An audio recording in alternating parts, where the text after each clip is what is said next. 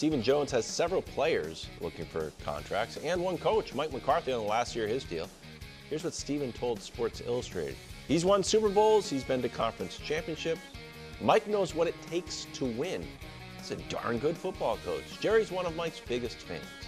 It's one of those things where Jerry, his gut is, let's push in our chips and let's go. We all feel it. Let's go win this thing. All right.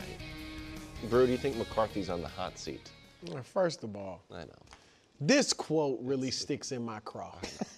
I mean, like, are you gonna grade the quote? I should grade the quote. I mean, he is talking like they had some tremendous offseason. Like they really did go all in. The Titans kind of went all in. They went out and signed a bunch of name players and stuff. The Cowboys, we know, didn't do anything. They got worse. You lost, two offensive linemen. You lost Tony Pollard and replaced him with an old Ezekiel Elliott. Your quarterback, I don't know that Dak's disgruntled, but he's not signed, all right? CeeDee Lamb is disgruntled. And now Micah, who knows, he's not going to get signed, so who knows where he'll be at. And I just think that this is such a disingenuous quote. Maybe he means it, but they didn't do anything this offseason to make me think they're all in. So the quote ticks me off. But, yeah, McCarthy's on the hot seat. I mean, Coach, how many coaches have won 12 games the last 3 seasons and wouldn't get a contract extension? I mean, come on. He's done well in the regular season. You hire a new DC, defensive coordinator, and he gets a 1-year deal, Mike Zimmer. I mean, that tells you everything you need to know. So, yeah, I think part of me wants to say they have to get to the NFC Championship game to save his job, but maybe one playoff win might do it. That might keep him. The quote where he says Jerry is Mike's biggest fan, that's like the kiss of death, okay? It's equivalent to the dreaded vote of confidence that you get during the season. So the one time that I got fired as an assistant, the guy told me right before he said he wasn't keeping me, no one's a bigger fan of yours than I am, okay? So that's the absolute kiss of death when they tell you that. And here's what's an absolute truth in the NFL is people believe who you pay, not what you say. They believe who you pay, not what you say. It's the same thing with players. You could say, we believe in this, we believe in that, and then you go pay someone that's totally different than that. That's what you believe in. And it's the same thing here. If they really believed and had a conviction that he's their future, he wouldn't be working off a 1-year contract. Okay, so is this a Belichick thing waiting in the wings if this doesn't work out? I don't know if it's a Belichick thing. To me, it's more a function of what happened in the playoffs last year. I mean, it's amazing that Jerry kept him, because I would think that level of disappointment and that big of an upset in the way that they were beaten, badly on offense, badly on defense. I'm shocked that he was able to make it through to this season, and I'm happy for Mike. I'm happy he gets another opportunity to prove his worth to the organization. But I don't know if it's a one-person thing as much as it is we're going to see what he can do, and then we may have to reset the whole clock. And then quickly, Broussard, you think it's NFC? You have to get to the NFC Championship. I mean, after Coach brought up that game couldn't have been any more disappointing against the Packers. You're at home. They had won, 16 straight? 16 straight games, something like that. And the Packers were the youngest team in more than 50 years, I think, to make the playoffs. You got embarrassed. Yeah, probably an NFC Championship game. Is that the same for you, Coach? Or I don't know what level it's going to be, but I know whatever that last game is, it can't be an embarrassing loss. If they go into the playoffs and, it's back and forth and it could have gone either way and the team plays well, it can't be what it was last year. But the last few years it's ended ugly, strangely. It couldn't have been uglier than. No, that was the worst. No, as ugly as it could. But like Zeke playing center, Dak rushing to the line, like it's ended ugly. Yeah, they've been fairly close games, but they ended ugly. It's not great. All right, NFC East odds. Philly is in the driver's seat at 1, then the Cowboys, then the frisky Commanders, and then way back at number 4 is the resurgent Daniel Jones, let's say.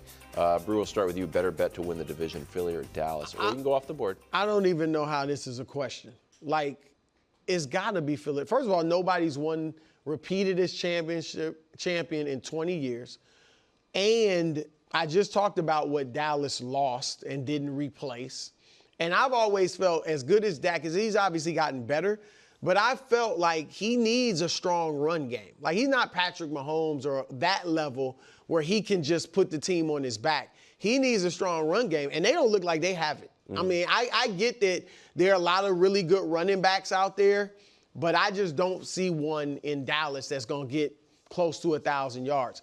So I think Dallas obviously lost. And Philly, I mean, Coach, Saquon Barkley has been, you could argue he's been a top 5 back when he's healthy, and he's been a top 5 back with not great quarterback play, not great receivers, right, one of the bottom 10 offensive lines every year, where the defense could just focus on him and he still could deliver 1,000 yards.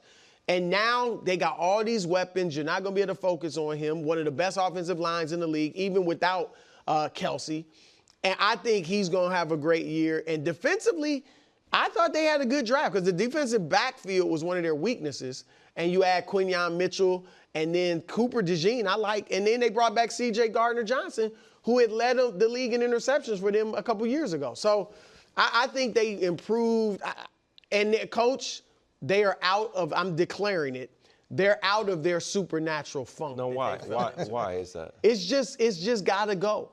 Okay. It was one of those weird things. I wish you could just will things to go away like that. I mean, I would be stunned if they were still in that funk that they were in. And because they did research, I thought maybe it's Sirianni and players came out and backed him.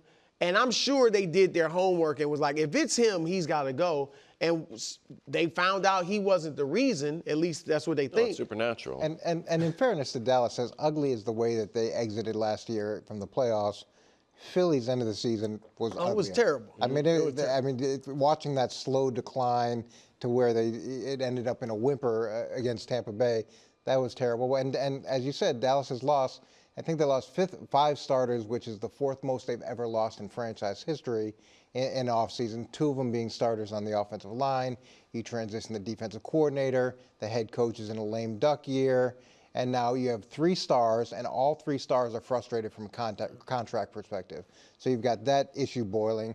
And what I appreciate about what Philly did is they needed to upgrade, and so they went and got a pass rusher who has been very effective. Talked about Saquon, so that they did some things in free agency, and then their weakness, like you said, was the secondary, and they went and aggressively addressed that. Then they bring in Vic Fangio, who's been very good over time. He's a former head coach. He's got that perspective. That can help Nick. You adjust some things on the offensive side and go and get Kellen Moore. So they did some things to say, okay, we're in this funk, but we're going to proactively go out and try to address the problems that we had. And I thought they did a good job of effectively doing that. With all the new offensive coordinator, Vic Fangio, coming in, are we sure this is just going to be seamlessly work all of a sudden that Jalen Hurts has got a new offensive coordinator, defense?